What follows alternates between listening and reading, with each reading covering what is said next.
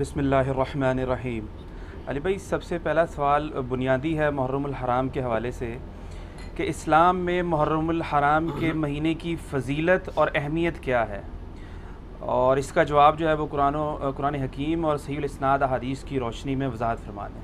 یہ کہنے کی ضرورت ہی نہیں، قرآن اور صحیح الاسناد احادیث ظاہر ہے اسی سے ہی ہم بیان کرتے ہیں۔ دیکھیں جی، محرم کا جو مہینہ ہے یہ ہجری کیلنڈر کا پہلا مہینہ ہے۔ اس پہ امت کا اجماع ہے کہ سیدنا عمر فاروق رضی اللہ تعالیٰ عنہ علیہ السلام کے دور خلافت کے اندر سیدنا علی ابن ابی طالب کے مشورے سے ہجرت کو بینچ مارک مقرر کیا گیا، کیونکہ ہجرت کے بعد ہی نبی علیہ السلام کو غلبہ نصیب ہوا۔ ہجرت مدینہ سے پہلے صرف 125 بندے مسلمان تھے 13 سالہ مکی دور میں، اور ہجرت مدینہ کے بعد کے اگلے 13 سال کے اندر رومن اور پرشین امپائرز بھی گر چکی ہوئی تھی آلموسٹ، الحمدللہ۔ تو یہ بینچ مارک تھا۔ 125 بندے مسلمان ہیں ہجرت مدینہ کے وقت۔ 2 ہجری میں غزوہ بدر ہوتی ہے، 3 ہجری میں غزوہ احد ہوتی ہے، 5 ہجری میں غزوہ خندق، 6 ہجری کے اندر صلح حدیبیہ، 7 ہجری میں غزوہ خیبر، 8 ہجری میں فتح مکہ، اور 8 ہجری میں ہی غزوہ حنین مشرکین عرب کے خلاف آخری جنگ ہوتی ہے۔ 9 ہجری کے اندر غزوہ تبوک رومن امپائر سے ٹکرانے کے لیے نبی علیہ السلام خود تشریف لے گئے 30,000 جانثار صحابہ کے ساتھ رضی اللہ عنہم اجمعین۔ لیکن رومن امپائر کا جو ہیڈ تھا کیسر روم، وہ دہشت کھا کے بھاگ گیا۔ نبی علیہ السلام آلموسٹ وہاں پہ 40 دن تک رہے۔ تمام قبائل سے آپ نے معاہدے کیے کہ یا نیوٹرل رہو گے یا ہمارا ساتھ دو گے۔ اگر کیسر روم اس وقت جنگ کے لیے تیار ہو جاتا تو جنگ یرموک وہیں پہ ہو جاتی، اور پھر نبی علیہ السلام کی 11 ہجری میں وفات ہوگی۔ یہ میں نے ایک ہسٹری کے طور پہ بتایا۔ سیدنا علی کا مشورہ تھا کہ ہجرت کو ہم بینچ مارک مقرر کر کے پیرلل میں جو ہمارا لیونر کیلنڈر ہے چاند کے اعتبار سے، وہ ہجری کیلنڈر سٹارٹ کیا جائے۔ ویسے لیونر کیلنڈر تو اسلام سے پہلے کا ہے، سولر بھی اور لیونر بھی، لیکن پھر یہ اسلام کے ساتھ ہی منسوب ہو گیا۔ عیسوی بھی مسلمانوں کے ہی ہیں اور ہجری بھی مسلمانوں کے ہی ہے۔ سیدنا عثمان رضی اللہ تعالیٰ عنہ کا مشورہ تھا کہ محرم کو بینچ مارک کیا جائے پہلے مہینے کے اعتبار سے۔ نبی علیہ السلام کے مبارک دور میں، سیدنا ابوبکر کے دور میں یہ ڈیسائیڈ نہیں تھا کہ کس مہینے سے اسلامی کیلنڈر سٹارٹ ہو، تو سیدنا عثمان کا مشورہ تھا کہ محرم سے سٹارٹ ہو۔ اس کی ٹیکنیکل ریزن یہ ہے کہ صحیح مسلم میں حدیث ہے کہ رمضان المبارک کے بعد اللہ تعالیٰ کو سب سے بڑھ کر محبوب روزے اللہ کے مہینے کے روزے ہیں، اور اللہ کا مہینہ ہے محرم، نبی صلی اللہ علیہ وآلہ وسلم نے فرمایا۔ تو چونکہ اللہ تعالیٰ نے اسے خاص اپنے ساتھ اس مہینے کو کیا ہے، رمضان تو امت کا مہینہ ہے، محرم کے مہینے کو اپنے ساتھ خاص کیا ہے، اس لیے سیدنا عثمان کا مشورہ تھا کہ اسے بینچ مارک کیا جائے۔ اس کے علاوہ سورہ توبہ کی آیت نمبر 36 میں آپ پڑھیں گے کہ جب سے اللہ تعالیٰ نے زمین و آسمان کو پیدا فرمایا تو حرمت والے مہینے 4 ہیں، کل مہینوں کی تعداد 12 ہے۔ آپ دیکھیں لیونر ایئرز دیکھیں، اس میں 12 مہینے ہیں، سولر میں بھی 12 ہیں، اور ان میں سے 4 حرمت والے ہیں۔ وہ کون سے 4 ہیں؟ وہ بخاری اور مسلم دونوں میں یوم النحر کا خطبہ ہے نبی علیہ السلام کا، قربانی والے دن کا۔ اس میں آپ علیہ السلام نے فرمایا وہ 3 کنزیکٹو مہینے ہیں، ذی قعدہ، ذوالحجہ اور محرم، اور چوتھا مہینہ ہے رجب کا۔ یہ 4 حرمت والے مہینے ہیں۔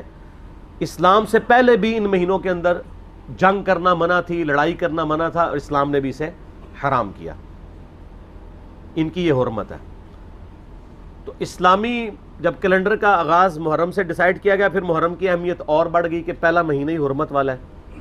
اس کے علاوہ محرم کے مہینے میں ایک دن ایسا تھا، عاشورہ کا دن، جو بخاری مسلم میں آلموسٹ 50 احادیث ہیں کہ جو اسلام سے قبل بھی مشرکین عرب اس دن کا روزہ رکھتے تھے، اسلام نے اسے کنٹینیو کیا، اور جب تک رمضان کے مہینے کے روزے فرض نہیں ہوئے، یہ عاشورہ کا 10 محرم کا روزہ فرض تھا۔ عاشورہ کا لفظ بخاری مسلم میں موجود ہے۔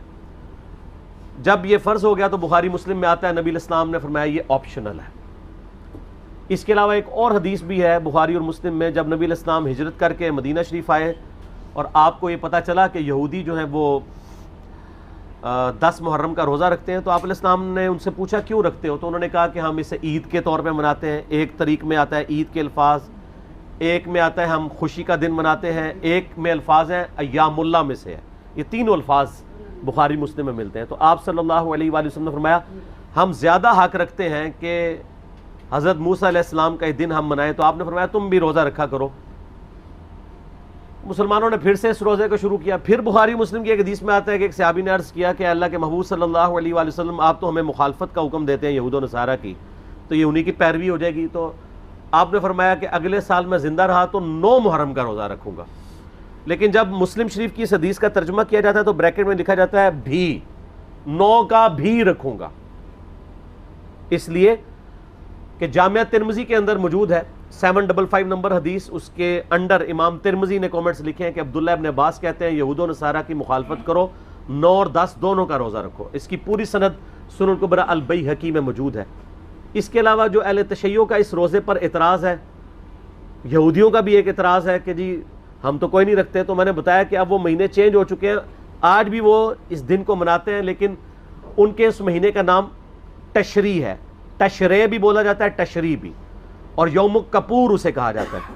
وہ میں نے 1.25 گھنٹے کا لیکچر آلموسٹ ریکارڈ کروایا، آج کل ہم نے فیس بک پہ اپلوڈ کیا ہے، اب 1.25 گھنٹے تو میں نہیں بول سکتا، تو جسے وہ اختلافی موضوع چاہیے تو وہ اس کو دیکھ لیں۔